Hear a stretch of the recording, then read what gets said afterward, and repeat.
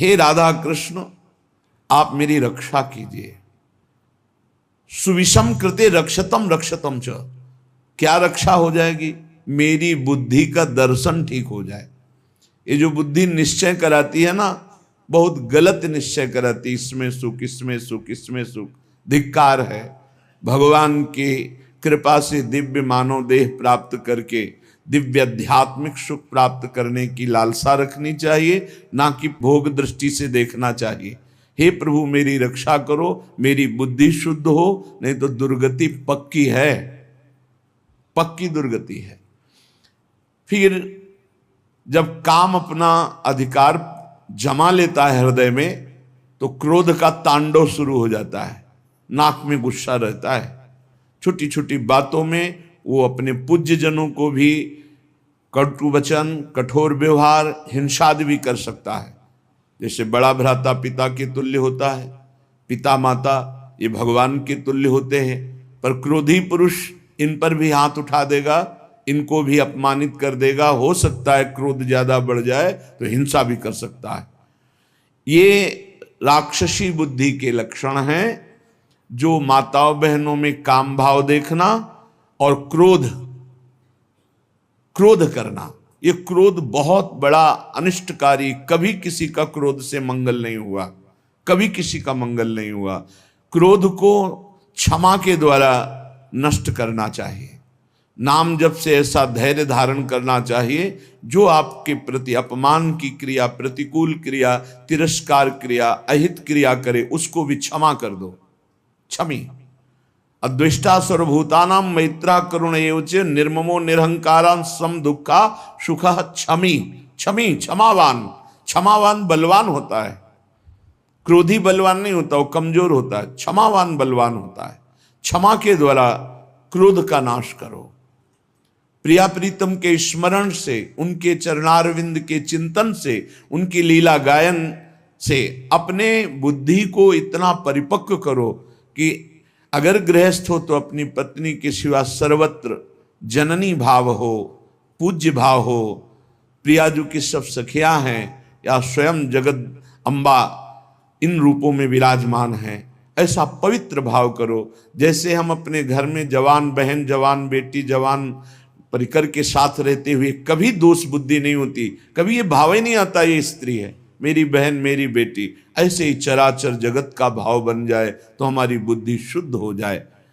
असूया, क्रोधासूया, असूया दूसरों के गुणों में दोष देखना, किसी भी व्यक्ति का छिद्रावेषण करना, इसमें क्या दोष है, ये देखने का अधिकार केवल गुरु को है या पूज्य जनों को है, वो भी अपने निज शरणागतों के, अन्य के नहीं। और वो भी उसे निर्दोष करने के लिए, निंदा या अपमानित अवहेलना करने के लिए नहीं। दूसरों के गुणों में दोष देखना ये सबसे बड़ी हानिकारक वृत्तियां हैं। ये जो वर्णन की जा रही है, माता बहनों में काम भाव और क्रोध भाव और दूसरों के गुणों में दोष देखना और मद, किसी भी प्राकृतिक वस्तु को लेकर के जो अहम वृत्ति प्रकट होती है उसे मद कहते हैं। ये मद नष्ट करने वाला होता है। जब मद होता है तो उसे कुछ सुहाई नहीं देता है, क्या करना चाहिए क्या नहीं करना चाहिए ऐसा अहंकारी पुरुष निर्णय नहीं कर सकता, वो तो पवित्र बुद्धि वाला निर्णय करता है। इसलिए अहंकार सर्वथा त्याज्य है, क्योंकि ये समस्त संस्कृति का मूल और दुख ही इससे प्राप्त होता है। जैसे क्रोध से हानि ही होती है, दूसरों के दोष देखने से अपने पुण्य ही नष्ट होते हैं, ऐसे अहंकार करने से नाश ही होता है, पतन ही होता है। और पिशुनता, दूसरे की चुगली करना, ये भगवत मार्ग में बहुत हानिकारक बात है। ये सुना ऐसा ऐसा ऐसा, और बड़े खुशी हो रहे हैं दूसरे की न्यूनता का वर्णन करके, दोषों का वर्णन करके, चुगली वर्णन करना। पिशुनता, दूसरे की बात किसी दूसरे से करना।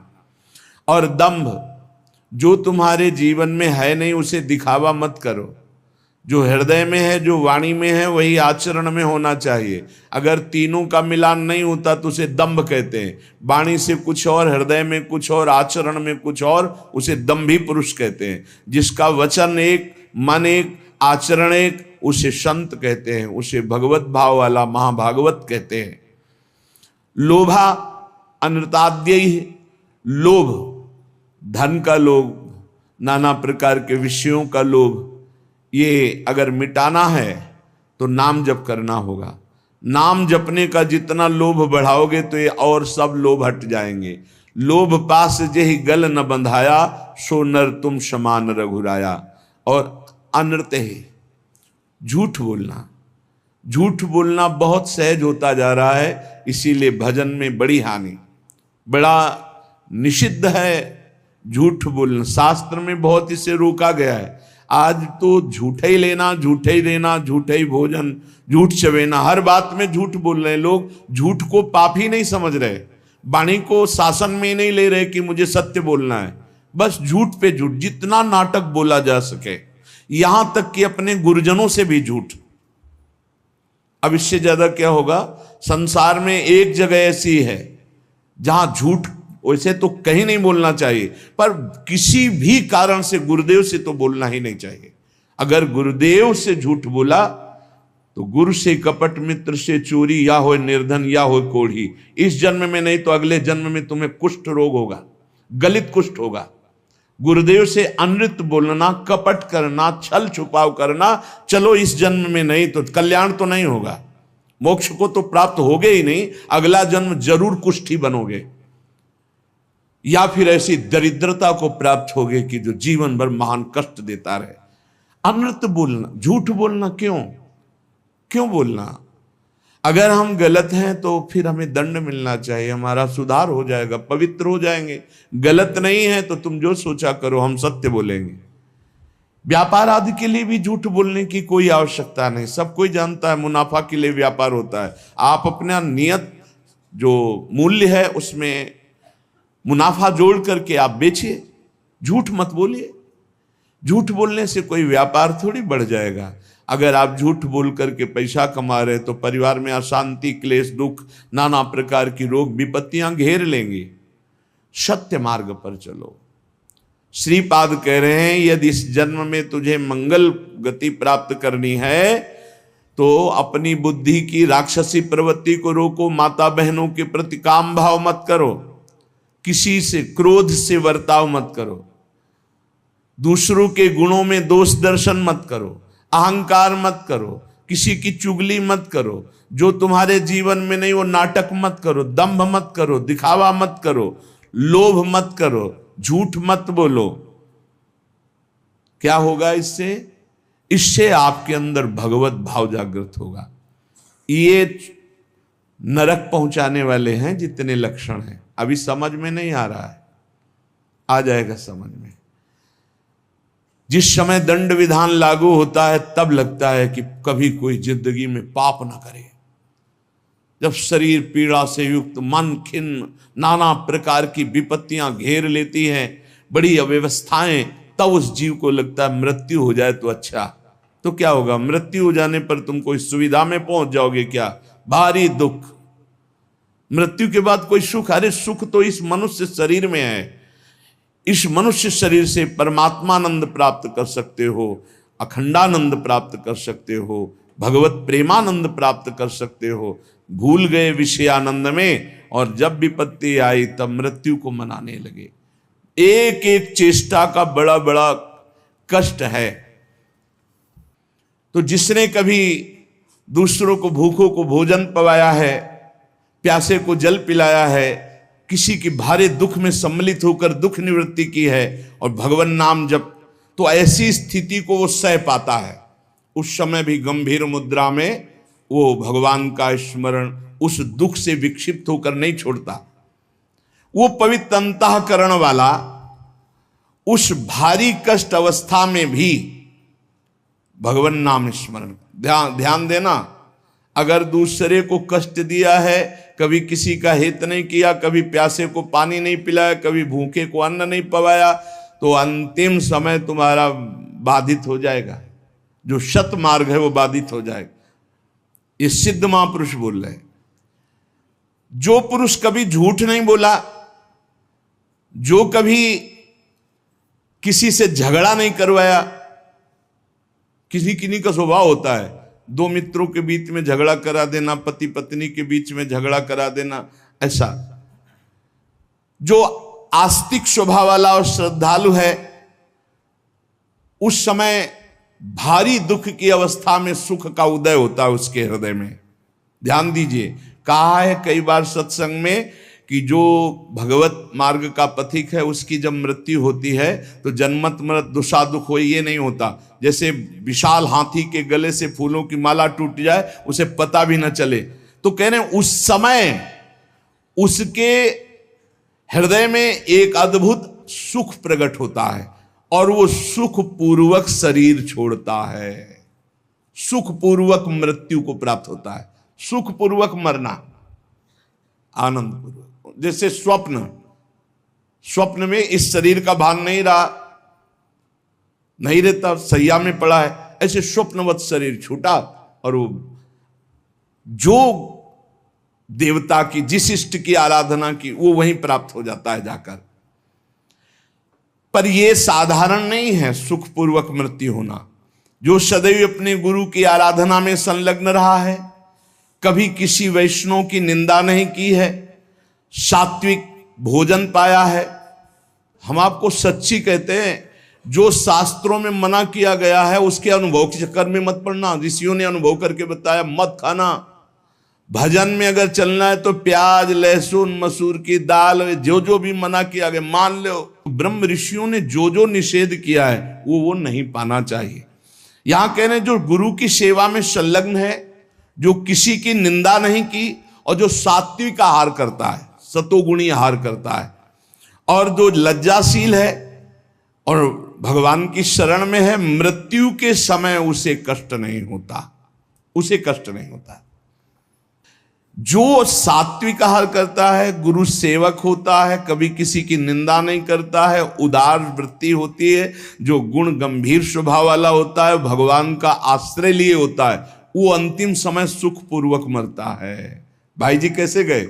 जैसे कोई गाड़ी में चढ़ने जा रहा हो, सबसे ऐसे मिलके गए।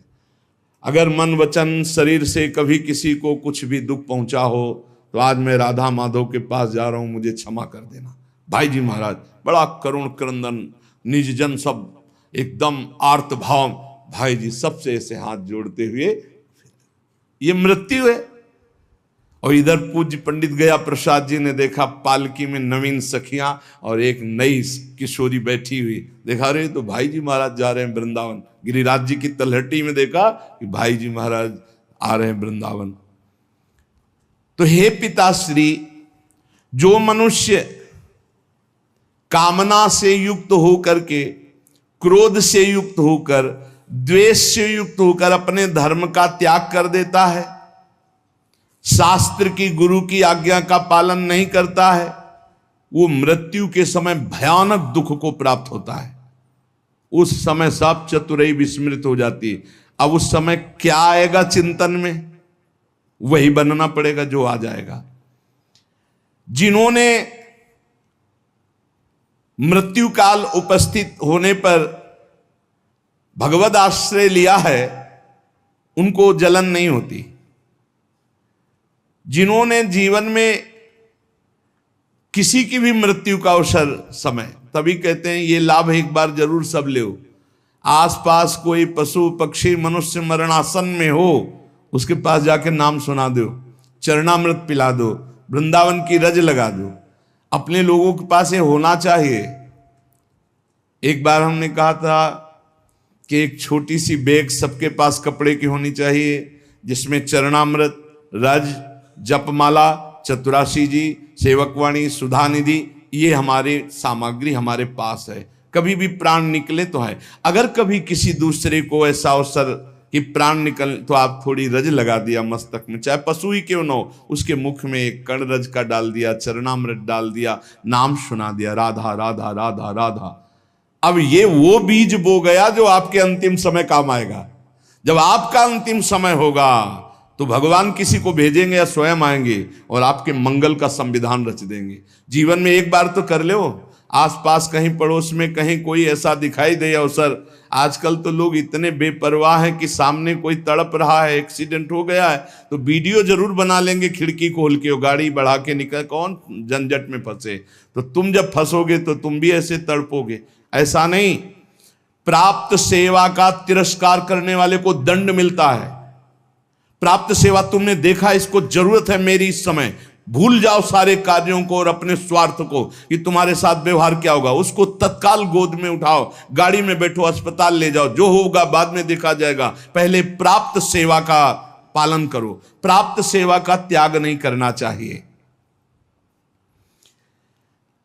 जब ये नीच मनुष्य दूसरों को कष्ट देना, झूठी गवाही देकर के फंसा देना, पैसे के बल से, ध्यान से सुना जाए, पैसे के बल से निर्दोष को दंड दिलाना या निर्दोष को दंड देना।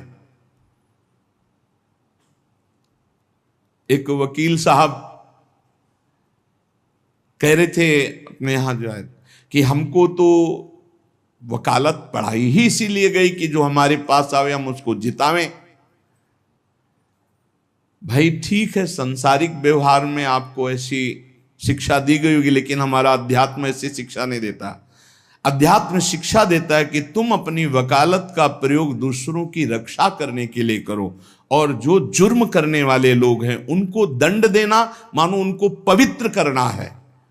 अगर आप जानते हैं ये जुर्म से युक्त है, दोष से युक्त है, और पैसे के बल से उसको निर्दोष साबित कर देते हैं, तो वो और आप दोनों दंड के भागी बनेंगे, परिणाम में आपको दुख भोगना पड़ेगा। अगर उसे दंड मिल जाता है तो वो पवित्र हो जाता है, आप बच जाते हैं। आपकी वकालत होनी चाहिए दूसरों को बचाने के लिए, जो निर्दोष हैं, और जो दोषी हैं उनको दंड देना, ये वकालत का आपका फल होगा। क्योंकि आप अच्छे वकालत करने वाले हैं तो निर्दोष को बचाइए, और दोषी को सजा मिले तो दोषी भी पवित्र होगा और आप भी पवित्र हो जाएंगे। जो लोग झूठी गवाही देते हैं, जो पैसे के बल से दूसरों को, जो निर्दोष हैं उनको दंड दिलाते हैं, दोषियों को मुक्त कर देते हैं, चाहे कोई भी हो, जो बुरी बातों का उपदेश देकर भोले भाले लोगों को फंसाते हैं, जो शास्त्र और संतों की निंदा करते हैं, उनका जब मृत्यु का समय आता है तो भयानक दुख होता है, और उस दुख के समय उनकी दुर्गति का रूप सामने होता है। सुअर, कुत्ता, राक्षस क्या बनना है वही सामने आया और वही उनकी योनि प्राप्त होगी। फिर वो तड़पते हुए मृत्यु को प्राप्त होते हैं। श्री जैमिनी जी ने एक दिव्य पक्षी उनके सामने प्रकट हुआ। ब्रह्म ऋषि किसी भी रूप में अपने जनों को उपदेश देने के लिए प्रकट हो सकते हैं। चैतन्य तेजोमय पक्षी। तो जैमिनी जी ने पूछा कि आपके दर्शन से ही लगता है कि आप त्रिकालज्ञ हैं। जैसे पक्षियों में काकभुसुंड जी, गरुड़ जी, ये सब त्रिकालज्ञ सर्वज्ञ महापुरुष हैं। तो आप हमें ये बता सकते हैं कि जीव ये दुर्गति को प्राप्त क्यों होता है? चैतन्य घन परमात्मा का अंश अपने को आनंद की खोज के लिए भोगों में फंसा रहा है, ऐसा क्यों होता है? तो उस दिव्य पक्षी ने कहा, महर्षि, मैं आपके मन के संशय को देखकर ही पक्षी रूप धारण करके आया हूं। पूर्व काल में एक परम बुद्धिमान भृगुवंशी ब्रह्म ऋषि थे। उनके सुमति नाम का एक बहुत ही तेजस्वी पुत्र हुआ। जब वो बड़ा होने लगा तो वो शांत और जड़वत पागल, कुछ नहीं बोलना, एक शब्द नहीं बोलना। जब उपनयन संस्कार यज्ञोपवीत हुआ, ब्रह्म ऋषियों में होता है, तो पिता ने कहा, सुमते, आज तक मैंने तुमसे कुछ नहीं कहा, लेकिन अब तुमको गायत्री अध्ययन, मंत्र अनुष्ठान, वेदाध्ययन ये सब करना होगा। भिक्षान्न से शरीर पोषण करो, गुरुकुल में वास करो, वेदों का अध्ययन करो, गायत्री अनुष्ठान करो, पूर्ण ब्रह्मचर्य। ब्रह्म तेज संपन्न हो, फिर गृहस्थाश्रम में प्रवेश करो और उत्तम धर्म का अनुष्ठान करके भगवत प्राप्ति करो। मनुष्य जीवन का यही लक्ष्य है। प्रथम चरण जिंदगी का जिसका ब्रह्मचर्य से जाता है, पूरा जीवन आनंदमय होता है। आज ऐसी दुर्दशा हो रही है कुसंग से, कुछ मोबाइल का कुसंग, कुछ बच्चों का ऐसा कुसंग कि क्रम बाय क्रम ये रोग फैलता चला जा रहा है। ब्रह्मचर्यहीनता, ब्रह्मचर्य का त्याग, सर्वतो भावेन ब्रह्मचर्य का नाश ही आज के बच्चे सुख मान रहे। जब प्रथम नींव ही गलत हो गई तो महल कैसे खड़ा होगा? फिर जिंदगी अशांत। नए नए बच्चे आते हैं डिप्रेशन में और कहते हैं कि मैं अपने शरीर को नष्ट करना चाहता हूं, अब मेरी जीने की इच्छा नहीं रह गई क्योंकि मेरे में उत्साह नष्ट हो गया। हर समय हम डिप्रेशन में रहते हैं। पहला आश्रम ब्रह्मचर्य आश्रम है सबका पहला आश्रम ब्रह्मचर्य। फिर जो गृहस्थ, वानप्रस्थ, सन्यास या ब्रह्मचर्य सीधे सन्यास।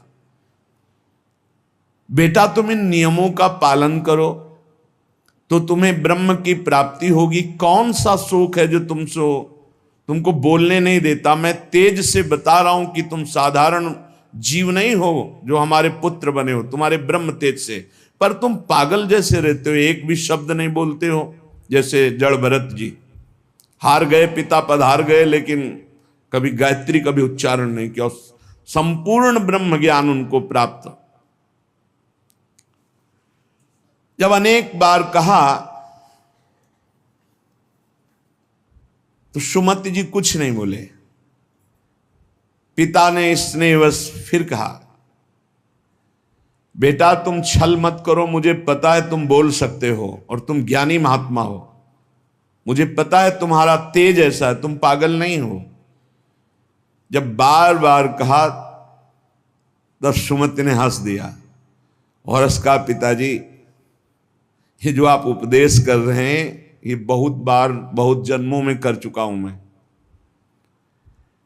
मैं उस तत्व को प्राप्त हो चुका हूं जिसके जानने के बाद कुछ जानना बाकी नहीं रहता। इसीलिए मैं जड़वत पागल आचरण करता हूं कि आप हमको ये ना समझ पाए कि मैं आपका पुत्र बहुत विद्वान या बहुत ज्ञानी हूं। जो आप उपदेश कर रहे हैं बहुत जन्म अनुष्ठान कर चुका हूं। मैं त्रिकालज्ञ हूं, मुझे तीनों कालों का ज्ञान है, भूत भविष्य वर्तमान। त्रिकालज्ञ तब होता है जब भगवत स्वरूप में तदात्म हो जाता है। तो भगवान सर्वज्ञ हैं तो वही सर्वज्ञता अंश रूप में उतरती है तो वो भी सर्वज्ञ हो जाता है। मैंने बहुत से शास्त्रों का ज्ञान प्राप्त किया, वो अक्षरशः मुझे सब भगवत कृपा से स्मृति में व्याप्त है। हर कला में मैं प्रवीण हूं, शिल्प कला आदि सब कलाओं में प्रवीण हूं। मुझे पागल रहने का स्वभाव है कि कोई जान ना पावे। इस समय मैं आपके और अपने 10,000 जन्म तक को देख रहा हूं। स्वाभाविक खेद, क्षय, क्षोभ ये हमें स्पर्श भी नहीं कर सकते। संतोष, आनंद, वृद्धि ये सदैव हमारे हृदय में होती रहती है। शत्रु मित्र इनका मुझे भान भी नहीं, सब में एक ब्रह्म व्याप्त है, ये अनुभव है। पिताजी आप पत्नी और पुत्र के संयोग वाले हैं। आप मुझे पुत्र भाव से देख रहे हैं। अनेक बार तुम हमारे बेटा बन चुके हो। मैं 10,000 जन्म तक तो ऐसे ही देख रहा हूं, स्वाभाविक। अगर ध्यान करके देखो तो लाखों जन्मों को देख सकता हूं। कई बार तुम हमारे पुत्र बन चुके हो, कई बार पत्नी बन चुके हो। तो बहुत आश्चर्य में हो रहे कि अभी तक तो बोला नहीं, बोला तो इस कोटि का बोला। तभी भगवत ऋषि जी कहते हैं हर समय मौन रहे, बोले ना बोले तो हृदय की ग्रंथि खोले, जड़ चैतन्य का भेद मिटा दे, वो महाभागवत होता है। पिताजी मैंने हजारों बार महान से महान सुख और महान से महान दुख भोगे हैं जो मेरी स्मृति में है। लाखों माताओं के गर्भ में विष्ठा और मूत्र के बीच में मैं पला हूं, मुझे याद है। अपने लोगों को इसी जन्म का याद नहीं है। इसी जन्म में जो मां के गर्भ में थे, याद नहीं कोई घटना, कोई दुख, एक पाई भर भी स्मृति नहीं। इतने ज्ञानी हैं। सोचो, ये महाराज सुमति जी कह रहे हैं कि मुझे 10,000 वर्ष का तो ऐसे ही दिखाई दे रहा है, अगर ध्यान धरूं तो लाखों जन्म का बता सकता हूं। मैंने लाखों बार माताओं के गर्भ में विष्ठा और मूत्र के बीच में पला हूं, मलाशय और मूत्राशय के बीच में। मैंने लाखों प्रकार के रोगों को भोगा है, हर योनियों में मुझे ज्ञान है। गर्भावस्था में जो दुख होता है, बड़ा अपार दुख होता है। मैंने बचपन, जवानी, बुढ़ापा सबको देखा है। मैं हर योनियों में गया हूं, मुझे हर योनि का पशु, मृग, कीट, पक्षी, मनुष्य, स्त्री, देवता सब बना हूं।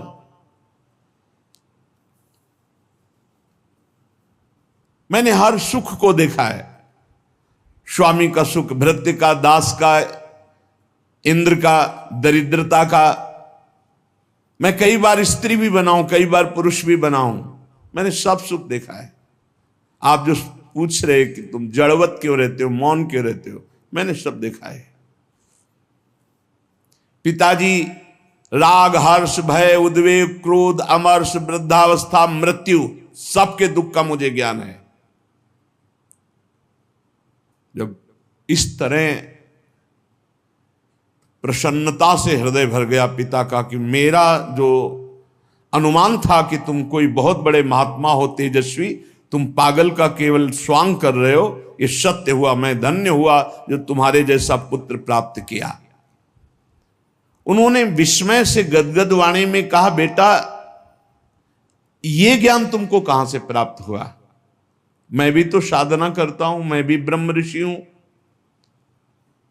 तुम जड़ता का स्वांग कर रहे थे, इतने बड़े ज्ञानी महात्मा हो कि तुम्हें 10,000 वर्ष जन्म की बात याद है,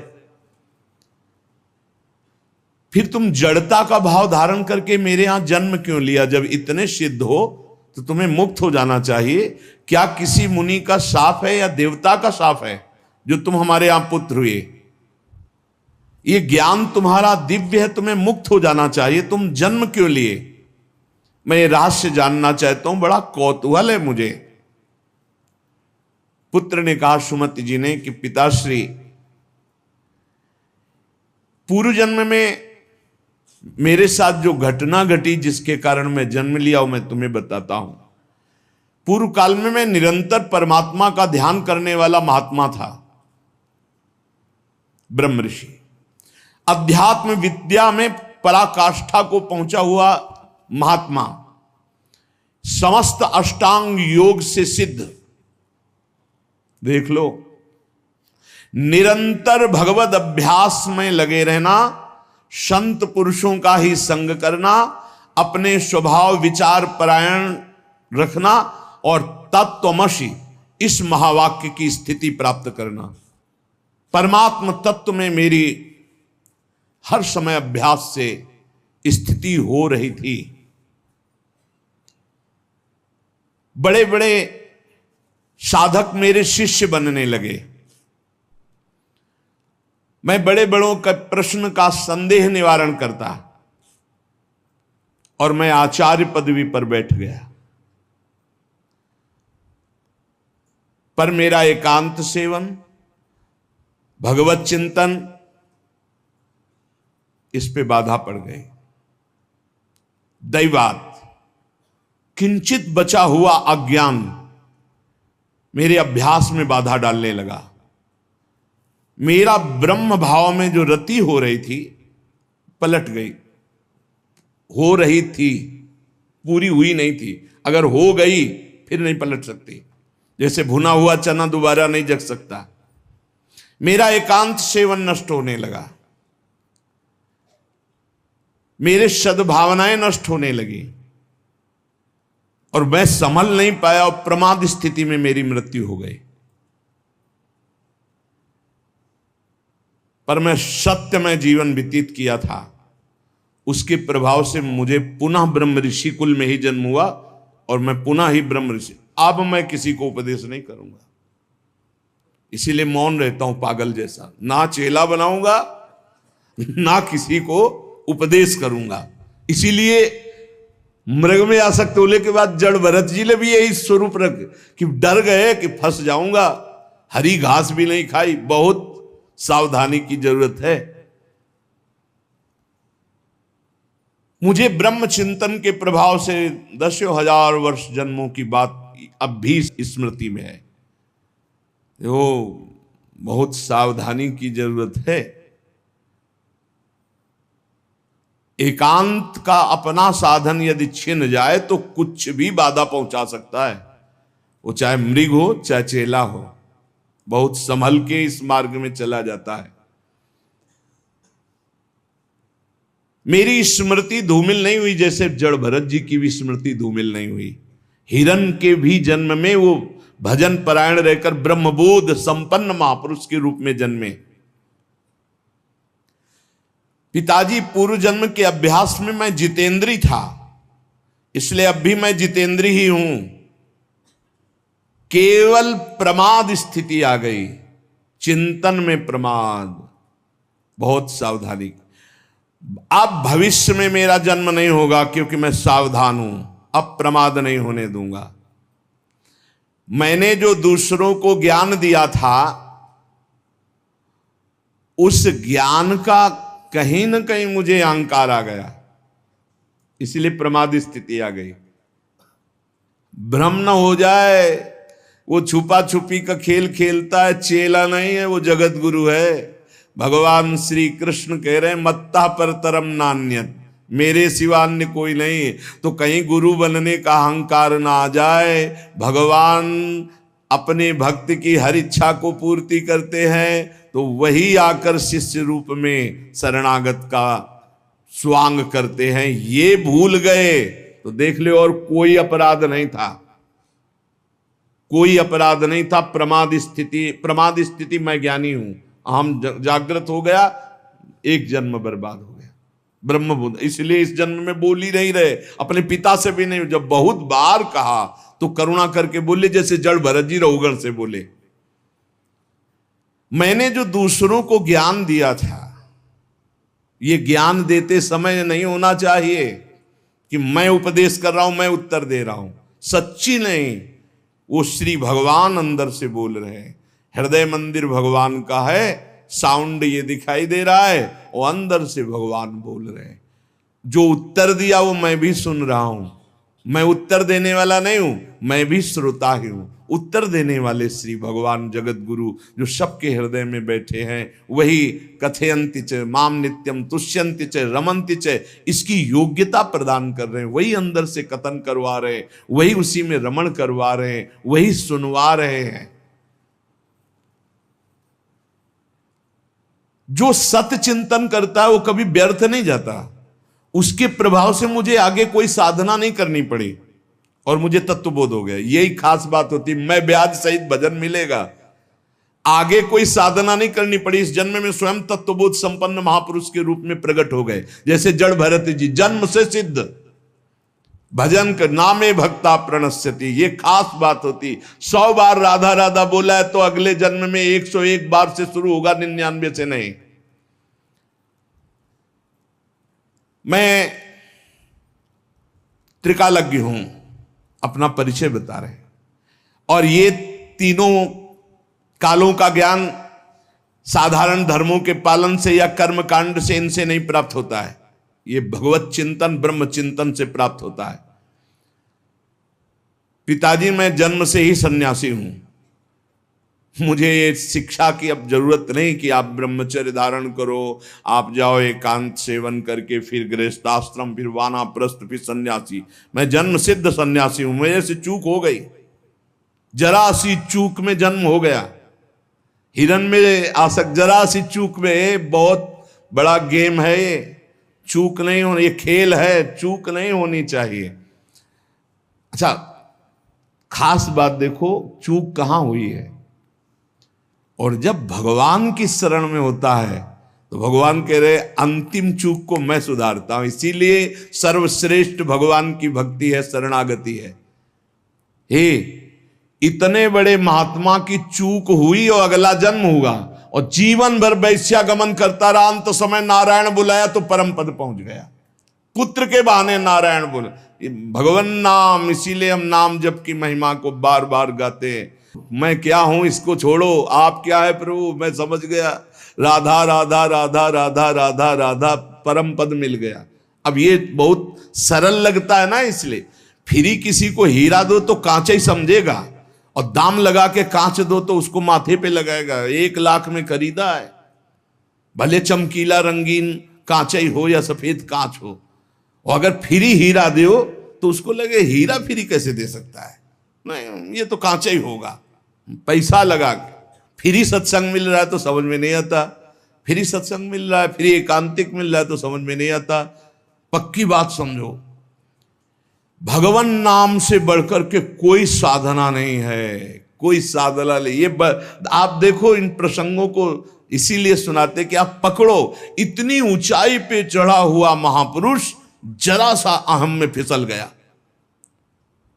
और भगवान का भक्त जो भगवान का शरणागत है, तो भगवान कहते हैं अंतिम समय उसका स्मरण मैं बनता हूं, मैं स्वयं उसका स्मरण बनता हूं।